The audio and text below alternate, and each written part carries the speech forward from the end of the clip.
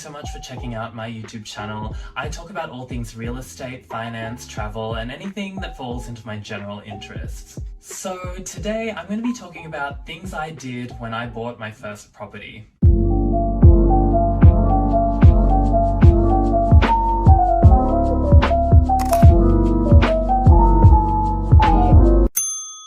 When I bought my first property, it was obviously a very daunting time. I was a first home buyer at the time, and when you're going into that home buying process for the very first time, it can be very scary. You're sort of faced with things like getting finance approval from the bank, looking for a solicitor to do all of the legal paperwork, and the hardest part, in my opinion, is finding the right home for you.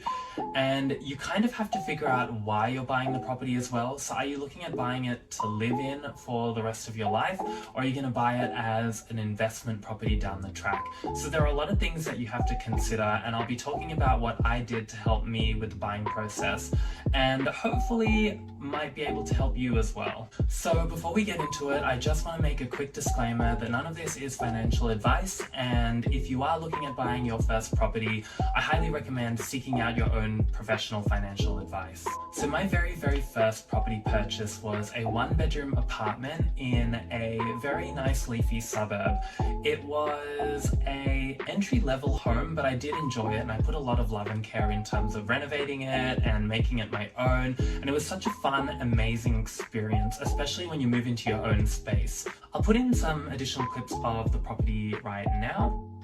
So here is a living room shot of the apartment. It is a one bedroom, one bathroom, one car space apartment in a relatively big complex. Looking back, maybe a one-bedroom apartment might have not been the best investment decision, but it ended up working out really well in the end for me. I still love the place, and it holds a very special place in my heart. So when I was looking to get my first place, I really had to find out why I was buying it. So for me, I knew from the beginning that I wanted to live in it for a short period of time, of 1 year, and then eventually rent it out in the future. So I was looking for something that had investment potential down the track. So I looked at things like rental yield and whether there's capital growth in the area. And how I did that was I used a few online resources that were free. So one thing I did was I used realestate.com and Domain, and I looked at recent sold prices of homes in that area. So that could be things like, setting a date range for 1 month and seeing how much homes and apartments sell in that area. And that really helps give you an understanding of how property values perform. So here you can see we're using realestate.com. I'm going to be looking at the recent sold prices of properties in Melbourne. So at the top you can see you can set it as sold and set a price range as well. Scrolling down you can set your other parameters such as number of bedrooms and bathrooms, but I'm just going to leave it as is. So you can see here we have a map of Melbourne, and we can see all of the sold prices of properties in the area. This can also apply for things like rental listings as well, so it's pretty flexible. So you can see here we've clicked onto a listing of a property that's sold in Melbourne, and you can get all the property details as well. Zooming in, you can also narrow it down to specific suburbs. So if you are buying in a particular suburb, you can zoom in and search the recent sold prices in that area.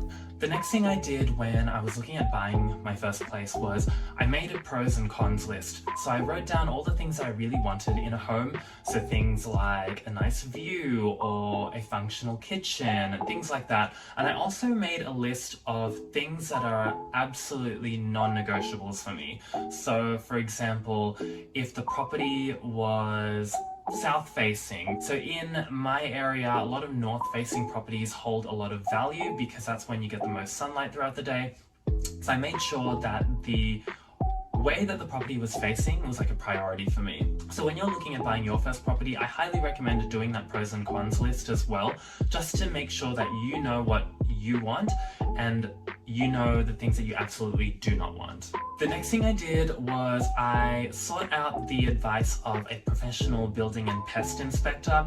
So as a first home buyer, you're not going to know the things that are going on in the property, such as defects or say termite infections. Getting a professional to look at that for you is so important, especially when you're forking out thousands of dollars for your property deposit and for legal fees and bank fees and etc. So it's really important that you do your due diligence beforehand. So that's something that I did, and I highly recommend that as well, to just get that professional building and pest inspection done. The next thing I did was I would drive around the suburbs where I was looking at buying property. So I would narrow it down to a couple of suburbs, and I'd hop in my car and I'd drive around.